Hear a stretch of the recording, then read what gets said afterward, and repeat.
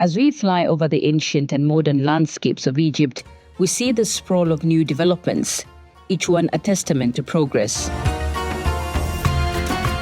These projects are more than just buildings. They are symbols of a nation's commitment to its citizens.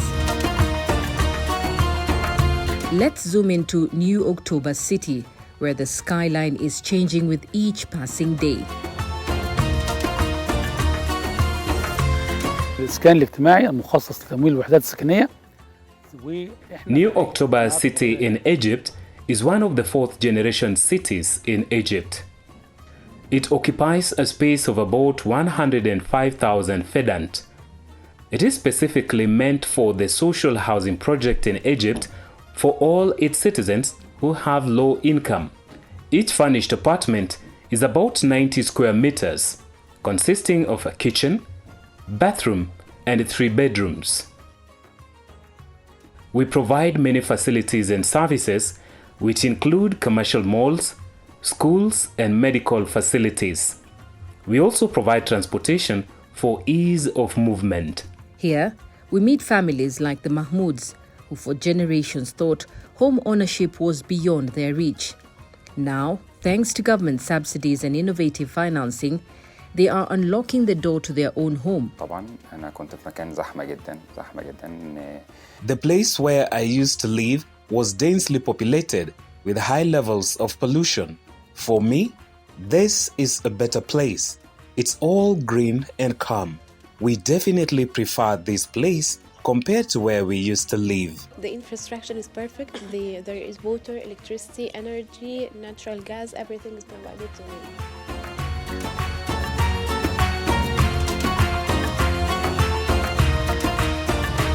Moving further, we visit New Abur City, where the desert whispers tales of renewal. Here, modern architecture blends with sustainability, offering affordable yet quality living spaces. Due to the global energy crisis, it was important to think of ways to conserve and save energy in the different sectors. And that's why the Ministry of Housing started or actually gave instructions to start the green housing project. In the green housing location where we are, all the buildings are designed so that their direction or their orientation is headed towards the north, so that there is as much natural sunlight for as many hours of the day as possible, and to have as much natural ventilation as possible in the housing units. We also have solar heaters using sunlight to heat the buildings instead of using natural gas or electricity. The construction material used are designed so that they can reduce emissions within the building. The low clinker cement and the mortar used, also the white mortar used, is also one of the ways to reduce emissions.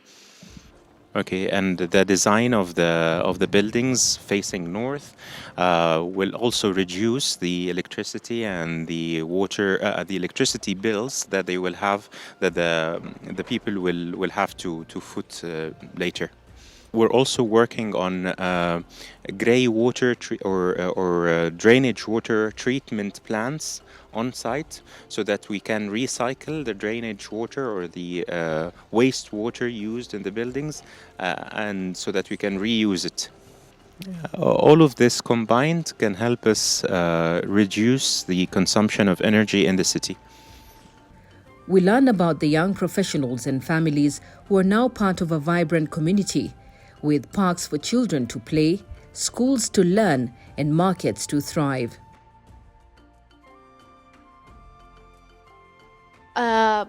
Yes, living here enables me to achieve my purposes and goals, and I gained to earn money and save money, actually, because I just pay 550 per month, but compared to other cities and my old rental apartment, I used to pay from 2 years. I used to pay 1,500. So compared to here, it's very cheap. This story wouldn't be complete without showcasing the backbone of these projects, the workers, architects, and visionaries. Their stories are of dedication, from laying the first brick to the final touches that make these houses homes. They are not just constructing buildings, they are building dreams.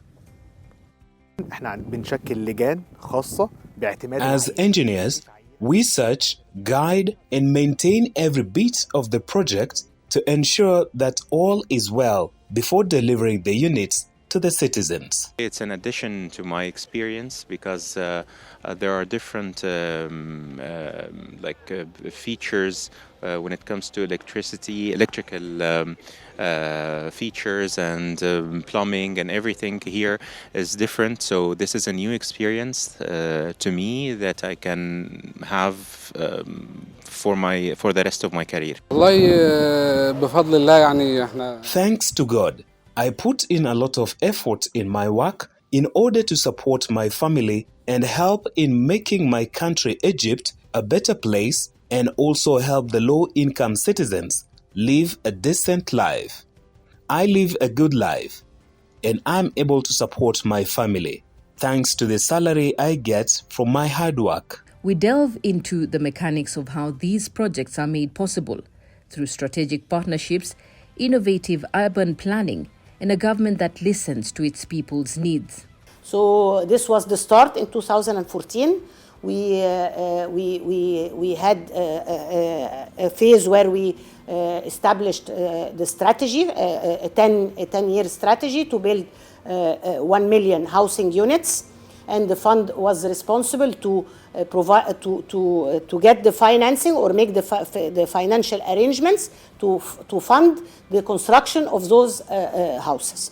So by 2024, our target was to construct 1 million units, which we managed to establish despite all the difficulties we had in the interim time, like the COVID times and so on. So that was the implementation, the strategy phase of the program. And then we started to set the eligibility criteria for the beneficiaries, so that we launched the first batch of units to be offered to beneficiaries. We definitely had a lot of preparatory work, as I said, with the central bank and the banks who will finance the beneficiaries. And we also had to do a lot of amendments to the conditions with the banks to cater for all the obstacles and the issues that we faced during the program. So the first batch in 2014, we offered 10,000 units, and the appetite for it was not that great. I mean, I think we got around 19,000 applications in the first batch. So, and also the offering was very modest as a start. People were not used, or they did not have the confidence that we will be implementing such a huge number, and that they will be able to prepare their files and qualify for a mortgage from a bank. So we had to build the trust gradually from 2014. And with time, we started to gain ground when people started to see that there are people they know got units, were able to get the mortgage from the banks, went and lived there in the units.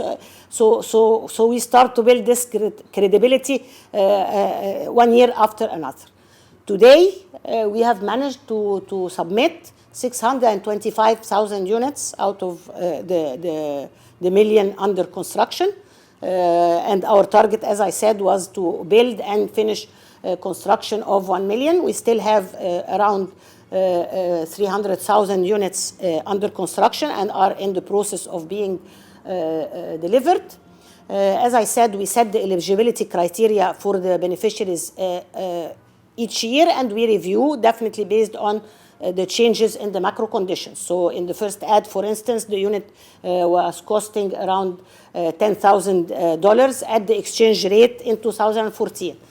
Today, the exchange rate changed drastically, but we managed also to continue the program and change the interventions we do in the forms of subsidy we give to the beneficiaries we are targeting. So every year we set ceilings for the income, first-time home buyers, definitely. The age between 21 and 50. We give 5% of the units to disabled. So we give them some preference over the other candidates. And we review the income levels each and every year. The units we build are mostly 90 square meter, the one the president gave us the honor to visit. So it's a 90 square meter, 3-bedroom apartments. It's I think by international standards is quite big. But in Egypt, people don't like to move a lot, so they don't want a small apartment, then go and upgrade to a bigger apartment. The mobility rate is low in Egypt. It's around between 5 and 10%, the mobility rate. So from the very beginning, we decided that we will build the bigger unit because we give the subsidy once in a lifetime. And we also want to accommodate the desire of the families that will apply. This is the perceived demand we had at the time. Through this lens, we see not two separate initiatives, but a continental movement where affordable housing is the cornerstone of progress. Kenya and Egypt, with their unique challenges and solutions, are setting a blueprint for Africa, showing that when nations unite in purpose, the dream of home can become a reality for all. Affordable housing by itself is sort of like an initiative to cushion the people who cannot afford at market rates. Those who say that it's only about it's a demand problem and not a supply problem, I tend to disagree, because it is both a demand problem, because for the people that are being targeted by affordable housing units, they don't have the capacity to buy the houses at market rates. This is the story of two countries, two cultures, but one shared dream. A dream of home, stability, and a brighter tomorrow.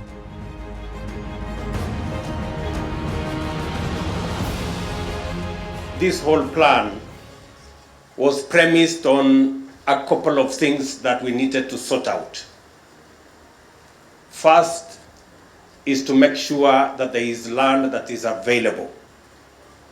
Number two is to make sure that we have technology that can build houses faster and in a cost-effective manner. And number three, to make sure there is financing, both for construction and for mortgage, so that this plan can become a reality.